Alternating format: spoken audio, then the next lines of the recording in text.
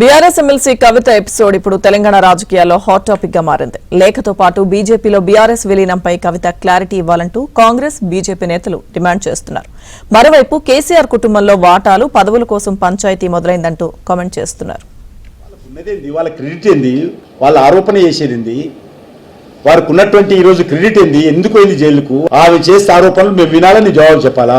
Sister, brother, daddy, daughter drama, అదంతా కూడా అది ఫ్యామిలీ డ్రామా.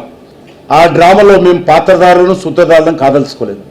తెలంగాణ ప్రజలకు కూడా సంబంధం లేనటువంటి అంశం అది. డాడీ నువ్వు ఎవరితో మాట్లాడావు, ఏ రకంగా బీజేపీలో మెర్జి కావాలని చూసావు చెప్పమనాలి. డాడీని అధికారం కోసమో లేకపోతే ఆస్తుల కోసమో వాళ్ళు చెప్పుకోవాలి. బీఆర్ఎస్ పార్టీ ఒక ప్రైవేట్ లిమిటెడ్ కంపెనీ. ఆ కంపెనీలో వీళ్ళందరూ డైరెక్టర్లు, వాళ్ళ మధ్యలో ఆస్తుల కొట్లాట, లేకపోతే అధికార కొట్లాట, పదవులో కొట్లాట. ఆ కోట్ల ప్రైవేట్ లిమిటెడ్ కంపెనీలో మేమెందుకు మాట్లాడాలి? ఆఖరికి ఆ ఇంట్లోకి వెళ్ళి వచ్చిన ఆడబిడ్డ అని చెప్పుకున్నామే. నిన్న ఆమె చెప్పింది వేరే దేశాలలో పెట్టి వ్యక్తిత్వ హననం చేస్తా ఉన్నారు, పెయిడ్ బ్యాచ్ల్ని నడిపిస్తున్నారని.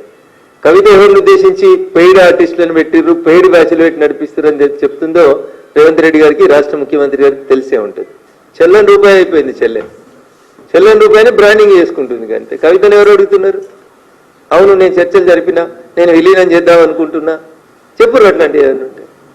మళ్ళీ ఒకసారి ఏముంటుంది, మేము విలీనం చేసుకోవడానికి మేము సిద్ధంగా లేము, నీతో పొత్తు పెట్టుకోవాల్సిన అవసరం మాకేముంది, ఎవరు అడిగారు నేను విలీనానికి, ఎవరు అడిగారు నేను పొత్తు పెట్టుకోమని?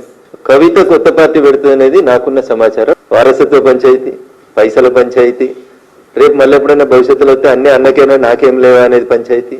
అల్టిమేట్ గా బాగా పైసలు 10 సంవత్సరాలు అధికారంలో ఉన్నప్పుడు బాగా ముద్దు వచ్చింది, ఆ ముద్దును పంచుకునే కాడ పంచాయతీ వచ్చింది. కవిత ఎక్కడ సూట్ అవుతుందో తెలియదు, కానీ లీడర్గా ఉన్న రేవంత్ లేదా పార్టీ ఏ దినమైతే సీరియస్గా ఆలోచిస్తుందో, ఎందుకంటే ఎవ్వరు అంత సీరియస్ తీసుకున్నట్టు లేరు కవిత మాటల్ని. ఏది కాంగ్రెస్ పార్టీ లోపల కోసం, లేదా నాకు 6 మినిస్ట్రీస్ ఇవ్వండి, మనము ప్రజలతో పాలన జరిపాలి కాబట్టి షీజ్ ఆల్సో పార్ట్. చూద్దాం ఇప్పుడు ఆమెతో నిజంగానే లాభం వస్తుంది అనుకుంటే మనకు అబ్జెక్షన్ ఉండకూడదు, కానీ ఆమెతో పెద్ద వస్తున్నట్టు నాకు కనపడలేదు.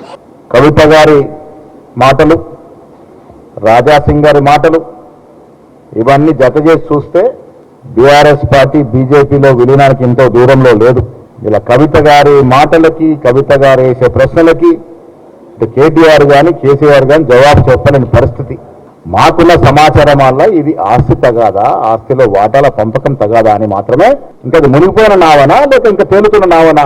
ఆ మునిగిపోయిన నావాలున్న వస్తువుల కోసం పోరాటం జరుగుతూ ఉంటే మాకే సంబంధం. ఎందుకంటే రోజుకొక పాట, రోజుకొక మాట, రోజుకొక ముచ్చట చెప్పుకుంటూ తిరిగితే ఎటు కాకుండా అయ్యే ప్రమాదం ఉందాము. రావాల్సిన సొమ్ము దోచుకున్న దాంట్లో నీకు రావాల్సిన సొమ్ము కోసమే అయితే ఇంత రాద్ధాంతం అవసరం లేదు. అది నీ కుటుంబ సమస్య. కుటుంబంలో క్రియాశీలకంగా ఉండి 10 సంవత్సరాలు ఎలా దోచుకుర్రో మీరు చూసిరు కాబట్టి మీరు వచ్చి కంప్లైంట్ ఇవ్వాల్సిన అవసరం ఉందని కోరుకుంటున్నాం. దాంతో ఏమవుతుంది అంటే, మీకు ముఖ్యంగా నా సూచన, మీ మీద తెలంగాణ ప్రజలకు నమ్మకం ఏర్పడుతుంది.